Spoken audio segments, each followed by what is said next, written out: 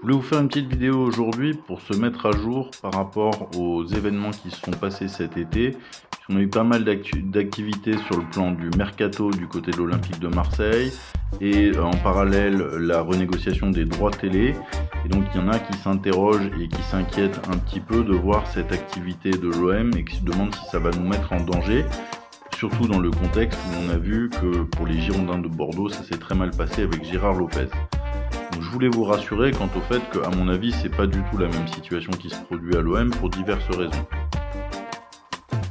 La première, c'est qu'au niveau des droits télé, l'Olympique de Marseille en fait n'est pas autant affecté que la plupart des autres clubs de Ligue 1, comme je vais vous l'expliquer. Donc vous aurez sûrement suivi le débat sur les droits télé sur les diverses chaînes. Je n'ai pas vocation à vous redonner les informations qui ont déjà été données par ailleurs. Donc ici je suis uniquement pour parler du cas particulier de l'Olympique de Marseille qui est le sujet de ma chaîne à moi. Je ne m'occupe pas de tout le football français. Alors au niveau de tout le football français quand même, parce que ça nous concerne, il y a une baisse clairement des droits TV nationaux qui est attendue, puisque d'un stade où on avait à peu près 750 millions d'euros de revenus l'année dernière, en fait on va passer à un stade où on n'a plus que 600 millions d'euros de revenus nationaux. 500 millions d'euros de revenus nationaux. Mais c'est compensé en partie par l'augmentation des droits télé internationaux à hauteur de 83 millions d'euros de plus pour atteindre 180 millions d'euros cette saison. Ce qui va nous permettre en fait de rester à un niveau qui est un petit peu inférieur, mais pas tant que ça, à ce qu'il y avait dans le passé comme droits télé qui sont payés par le diffuseur. Cela dit, comme on le sait, il y a la société commerciale qui a été mise en place en 2022. Alors ça, je vous ai fait une critique dans une autre vidéo de cette société commerciale.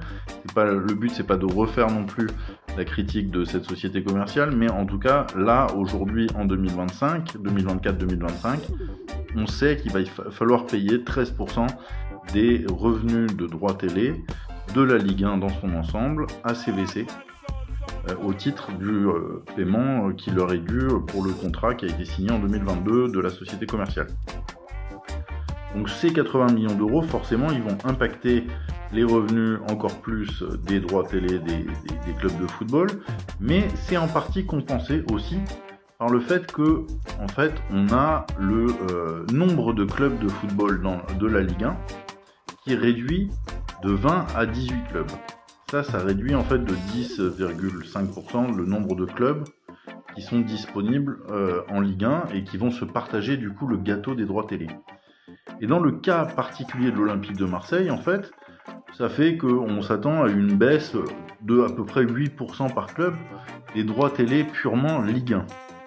Ce qui impacte beaucoup plus l'Olympique de Marseille, c'est la non-participation à la Coupe d'Europe, qui occasionne une grosse baisse des droits télé Coupe d'Europe. Alors on va quand même conserver un petit résidu parce qu'on a participé au Club Coupe d'Europe des années précédentes et qu'il y en a une partie qui est reversée en fonction des participations antérieures. Mais malgré tout, on s'attend à une très forte baisse des droits télé de Coupe d'Europe cette saison et dans l'ensemble, une performance sur les droits télé qui sera assez faible. Alors moi j'ai misé sur 51 millions d'euros dans la projection initiale. Je vais rester à peu près sur cette estimation-là. Je risque de me tromper un peu et d'avoir été trop optimiste. Mais tant pis, c'est un risque que je prends. Je garde ma projection pour l'instant. Je pense que je suis pas si loin que ça du compte. Sur la part des droits télé en Ligue 1, comme je vous le disais, il y a des clubs en Ligue 1 qui sont beaucoup plus impactés que nous, parce que sur les droits télé, c'est là qu'ils font pratiquement tout leur chiffre d'affaires. Alors un club comme Montpellier, par exemple, c'est 52% de son chiffre d'affaires qui vient des droits télé. La plupart des autres clubs de Ligue 1, c'est à peu près un tiers de leur chiffre d'affaires. Un peu moins pour l'Olympique Lyonnais ou l'OGC Nice qui sont plutôt de l'ordre de un quart, voire Monaco qui est plutôt à 28% ou Strasbourg qui est plutôt à 29%. Mais dans le cas du Paris Saint-Germain qui est à 8%, qui est beaucoup plus avantagé que nous encore, et en tout cas l'Olympique de Marseille est plutôt plus avantagé que les autres clubs parce qu'on a d'autres sources de revenus comme le sponsoring qui est aussi très dynamique, où on a de la billetterie qui est beaucoup plus dynamique que dans d'autres clubs puisqu'on a beaucoup plus de supporters qui viennent dans notre stade. Donc à tous ces niveaux-là, en fait, on est quand même avantagé par rapport aux autres clubs et donc moins désavantagé par la baisse des droits télé. Donc ça, c'est quelque chose qui est assez important pour l'Olympique de Marseille en termes de compétitivité pendant les 3 ou 4 ou 5 prochaines années. on s'attend en fait à ce que cette baisse des droits télé elle impacte moins l'Olympique de Marseille que les autres clubs de Ligue 1 et par conséquent que l'Olympique de Marseille soit d'autant plus compétitif en Ligue 1. À l'intérieur de la Ligue 1, certes, c'est moins vrai quand on se dirige vers l'international, mais d'un autre côté, les droits télé à l'international, on peut se dire qu'ils ont aussi baissé en Angleterre et en Italie, qui baisseront peut-être en Espagne aussi, et que c'est pas tout à fait acté pour l'instant que la hausse des droits télé qu'on a connue pendant les 25 dernières années, elle va se perpétuer éternellement, même en Angleterre. Alors maintenant, quand on en vient au mercato, puisqu'il y a beaucoup d'activités mercato en cours en ce moment à l'Olympique de Marseille, donc je voulais qu'on fasse un petit point là-dessus ensemble.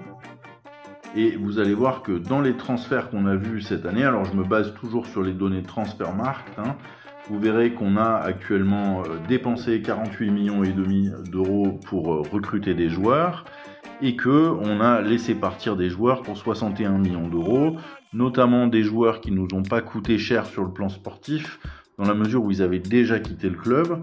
Et donc on va voir là dans cette liste-là Vitinha, Matteo Guendouzi, ou encore Conrad de la Fuente qui ont quitté le club et qui n'ont pas d'incidence sportive puisqu'on les avait pas vraiment dans l'effectif l'année dernière. On a donc en net récupéré 12,5 millions d'euros. Vous allez me dire, ah mais il y a quand même des prêts avec option d'achat, et certes, il reste à payer encore 11 millions d'euros à peu près sur le transfert de Lilian Brassier qui est programmé pour la fin de saison, ou plutôt pour le début de la saison prochaine, mais ça rentrera dans la comptabilité de la saison 2025-2026.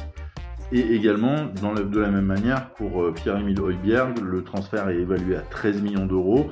C'est le même mécanisme, ça sera différé à la saison prochaine. Et donc au total, pour la saison prochaine, on s'attend à avoir 24 millions d'euros à payer en transferts qui sont déjà prévus pour la saison prochaine et qu'il faudra financer avec des ventes de joueurs, avec le budget habituel de transfert du club ou avec éventuellement un investissement d'un actionnaire extérieur si nécessaire. En ce qui concerne la révision du budget, donc il n'y a pas forcément d'inquiétude particulière par rapport à ce qui se passe actuellement pour diverses raisons. La première, c'est que, alors je vous avais annoncé en avril-mai qu'il me semblait qu'il y aurait une perte d'à peu près 70 millions d'euros qui devrait être comblée par McCourt sur les saisons 2024 et 2025 au total. Et effectivement, ça a été confirmé par la DNCG en juin. On s'attend d'avoir justement un investissement de 70 millions d'euros de McCourt. Donc là-dessus, j'estime que j'étais tout à fait dans les clous. Il y a un budget qui est plutôt stable a priori. Alors moi je me suis basé sur une baisse de charge d'à peu près 3% en me disant que ce serait prudent de faire ça compte tenu de la non-qualification en Coupe d'Europe. Et pour l'instant, avec toutes les ventes de joueurs qu'on voit, on s'attend quand même à une baisse de la masse salariale. On fera le point tout à fait en fin de mercato pour savoir exactement où on en est. Mais pour l'instant on est à peu près bon.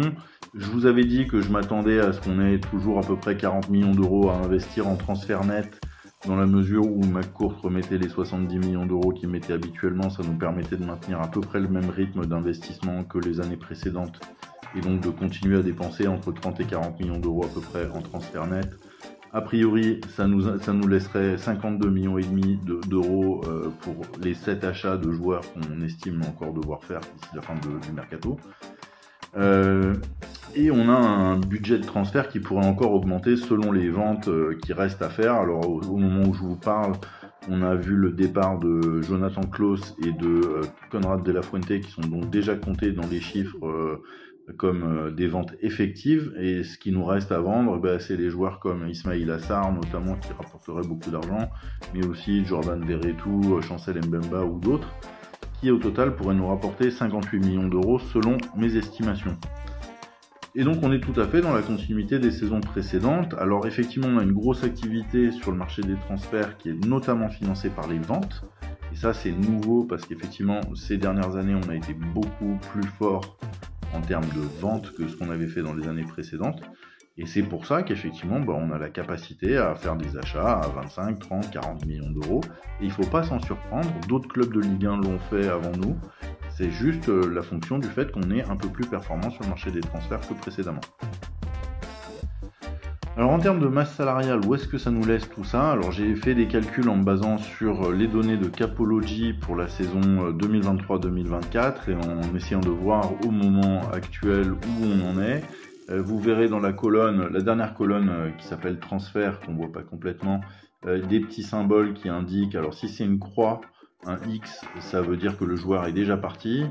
Si c'est un Q, ça veut dire que l'avenir du joueur est en question, comme dans le cas de Kondogbia, on se pose la question de savoir s'il sera encore là au moment de commencer la saison, ou en tout cas au 1er septembre. Dans le cas de Jordan Verretou, par contre, lui, on sait qu'il est sur la liste des transferts, on nous l'a dit, donc je les ai indiqués comme liste des transferts, ces joueurs-là, L. Et donc voilà, on a fait ces catégories-là. Alors vous avez toute la liste des joueurs qui a été parcourue, qui concernait les joueurs donc, qui étaient sous contrat pendant la saison dernière, d'abord dans un premier temps. Donc on va jusqu'en bas de cette liste-là, on voit un total de près de 78 millions d'euros de masse salariale. Si j'inclus les charges, les primes, j'estime que ça fait à peu près 100 millions d'euros de masse salariale chargée, tout ça. Et ça me laisse à peu près 45 millions d'euros qui sont d'autres masses salariales qu'on peut avoir dans le club, qui ne sont pas l'équipe première, pas les joueurs de foot, mais notamment le staff, qu'il faut payer aussi, mais aussi le staff administratif et tous les autres employés du club qui rentrent dans la masse salariale, bien évidemment. Il y a quelques ajustements aux chiffres de Capology qui sont nécessaires pour tenir compte des derniers départs, parce qu'ils n'avaient pas complètement reflété tous les départs au moment où j'ai fait les chiffres. Il y a quelques ajustements aussi que j'ai fait pour réévaluer les salaires de Balerdi et Meite qui à mon avis doivent être réévalués de manière très rapide si ça n'a pas déjà été fait sans qu'on le sache. Et enfin, on a la réintégration provisoire de joueurs en prêt comme Lirola et Amavi qui impactent un petit peu notre budget. Puis d'autre part, bien sûr, il y a les acquisitions qu'on a faites et là on a les données de salaire qui sont fournies par Capology pour la plupart des joueurs, sauf dans le cas d'Ismaël Koné et Lilian Brassier pour lesquels les données ne sont pas encore disponibles, donc j'ai fait des estimations à la louche de la meilleure manière que j'ai pu. Ça nous laisse donc une masse de transferts réalisés d'à peu près 29 millions jusqu'ici et à peu près, une masse salariale économisée sur les transferts réalisés d'à peu près 29 millions jusqu'ici en brut et 38 millions en incluant toutes les charges et les primes. On pourrait encore en économiser 28 millions avec les joueurs qui sont sur la liste des transferts et encore une trentaine de millions de plus avec ceux qui sont en question potentiellement, ou quasiment la totalité de l'effectif. Si vous avez regardé un peu la liste précédente, il n'y a que 4 joueurs en fait qui sont conservés et ceux qui ont les plus bas salaires. On a au niveau des recrues pour l'instant des salaires qui sont assez élevés dans le cas de Højbjerg et Greenwood, mais quand même assez raisonnables pour Koné et Brassier. On a des joueurs qui sont aussi sur la liste des transferts comme Amavi et Lirola et d'autres joueurs de l'effectif qui devraient nous permettre de faire entrer de l'argent. Donc c'est possible qu'on arrive à notre objectif de recruter les 7 joueurs qui nous manquent et d'investir une centaine de millions d'euros potentiellement sur le marché des transferts d'ici la fin du mercato. Si tout se passe bien sur les ventes de joueurs, à ce moment-là, on aurait aussi la masse salariale disponible pour le faire. Cela dit, à l'heure actuelle, à l'instant T, donc au moment du départ de Jonathan Klaus, on est un peu juste en termes de capacité de masse salariale, puisqu'on a une masse salariale qui est à peu près de 92 millions d'euros sur l'équipe actuelle, et qu'on viserait d'avoir seulement une centaine de millions d'euros, grosso modo, pour la saison prochaine. Donc nous on a seulement comme salaire brut une capacité à donner à peu près 6 millions d'euros de salaire brut supplémentaire à l'instant T, ce qui paraît insuffisant pour recruter les 6 joueurs de haut niveau qu'on cherche. C'est pour ça que c'est impératif que les joueurs qui sont sous liste des transferts, on arrive à en placer au moins quelques-uns, de préférence la plupart, pour libérer cette capacité et avoir des joueurs de haut niveau qui rejoignent l'effectif. Alors la cible par rapport à la masse salariale de 71 millions d'euros, j'estime que c'est à peu près 77 millions d'euros de salaire brut pour avoir avec les primes et les cotisations patronales, etc., arriver à peu près au bon chiffre total. Alors attention sur la projection financière, moi je ressens pas du tout de besoin de modifier la projection que j'avais faite en mai-juin. Je pense qu'elle est tout à fait encore d'actualité. Je ferai une actualisation en septembre parce que forcément l'activité mercato me permettra de plus de précision à ce moment-là. Mais dans le fond, ça change pas grand-chose. On est toujours sur un budget d'à peu près 40 millions d'euros net sur le marché des transferts actuels. Et pour l'instant, contrairement aux informations toxiques qui circulent, il n'y a absolument aucune raison de s'inquiéter du mercato qui entourera l'Olympique de Marseille. C'est tout à fait normal et ce qu'on attendait compte tenu du fait que McCourt a annoncé qu'il réinvestissait et qu'il comblait la perte de 70 millions d'euros qu'on attend sur la saison actuelle. Donc merci. Surtout abonnez-vous et puis posez vos questions, c'est comme ça que la chaîne vit.